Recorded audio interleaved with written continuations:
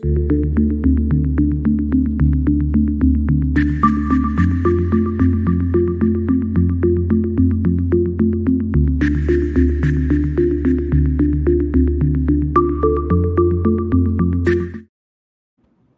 afternoon and welcome to BizTech's Asian Midday Market Watch. Our guest today, as always every Monday, is Vishnu Varathan, Head of Economics and Strategy at Mizuho Bank, and he's coming out of Singapore. Vishnu, as always, great to have you on the show.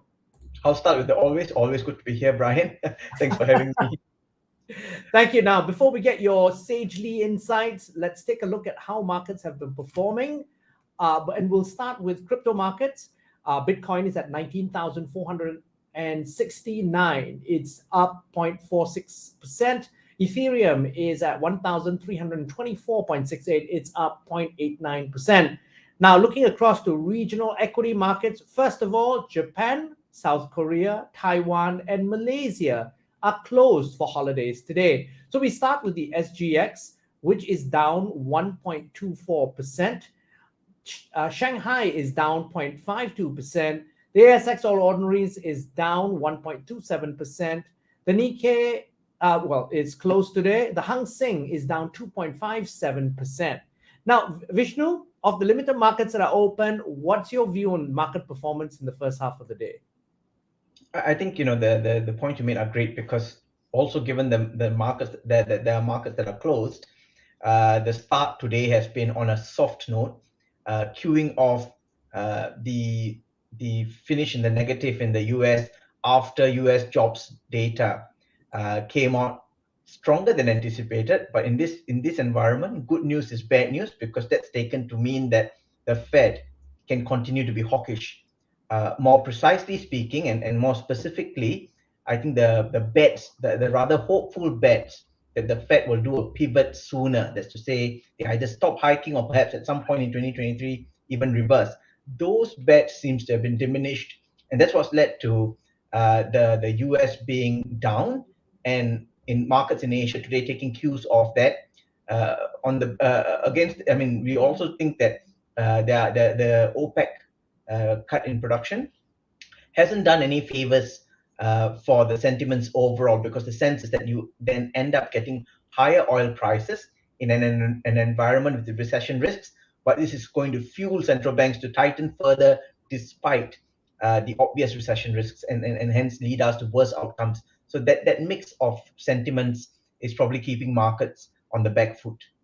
And also, one of the things, Vishnu, now with the worsening sentiment in terms of a hawkish Fed, the odds are now 80% that there will be a 75 basis point rise next month when the Fed meets to discuss rates. That's true. I mean, markets have been under no illusion that the Fed could step back in November. But the question at some point was, is it going to be a 75 basis point hike, or is it going to be a 50? Now we are in a place where it looks like the 75 is almost a done deal. That squares up quite nicely with expectations that between or in the range of November to December, by the time we end this year with the 2 months and the two Fed meetings in November and December, you will get a cumulative 125 basis points hike. And so to think about it, going into the end of the year, we may all be facing loan rates and mortgage rates that are anywhere between 1 to 1.5 percentage points higher, which is not a particularly comforting thought for markets. Now, Vishnu, I want to swing over to China and Chinese investor sentiment overall. Post-Golden Week, markets were short last week, and ahead, of course, of the Chinese Communist Party's 20th National Congress. Now, over the weekend, we had bad news from a PMI perspective, because China's Caixin Services Purchasing Managers Index came in at 49.3 versus a forecast as 54.5. And this morning, obviously, we had the Hang Seng leading losses of China's chip stocks because of new export rules out of the US. So what's your take now on this sentiment ahead of the Chinese Communist Party's National Congress? The question is how much perversion there will be. That's the first question. Second question is how much disappointment there will be. So let's start with the perversion. So the perversion here is, you can say, hang on, moderately bad news is good news, because one might think this would jolt enough of the policymakers in China to get a lot more unequivocally and quite in a coordinated way to put stimulus through the economy and revive the Chinese economy. So those are the hopes, the perverse hopes that could come about from the weak data, and ahead of the NPC, where they expect some of the new policies could come through, or new economic momentum could be found in some of the statements, so on and so forth. The next step, though, is the disappointment, because in all likelihood, what we're going to get is we're going to get some very high level statements that talk about China's struggles and a new challenging environment, as President Xi has already highlighted. Whereas any particular stimulus measures, especially when we're dealing with specifics, may be delayed into late this year just for a statement on stimulus, not unlike what we saw last year.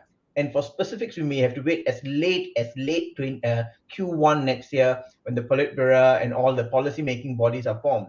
So inevitably, those who are banging on this to hope that it inspires an early Santa rally might end up disappointed with the Grinch instead.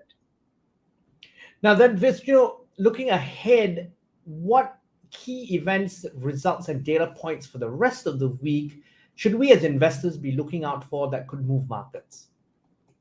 I mean, usually we are looking at things like the incoming data on inflation, jobs data, activity data, like you rightly pointed out, the PMIs, just to gather a comparable and relatable source of global activity and external demand.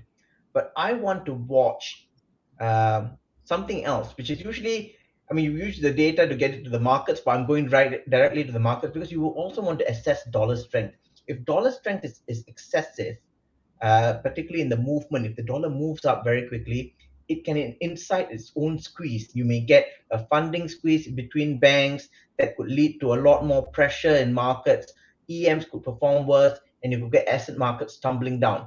So sometimes the end product could have a feedback effect on markets, and for that reason, apart from the very much telegraphed Fed rate hikes, I'm looking at the effect it has on the dollar, and especially in an environment where you don't get very much of good news out of the Eurozone or the UK to support and buoy the sterling or the euro.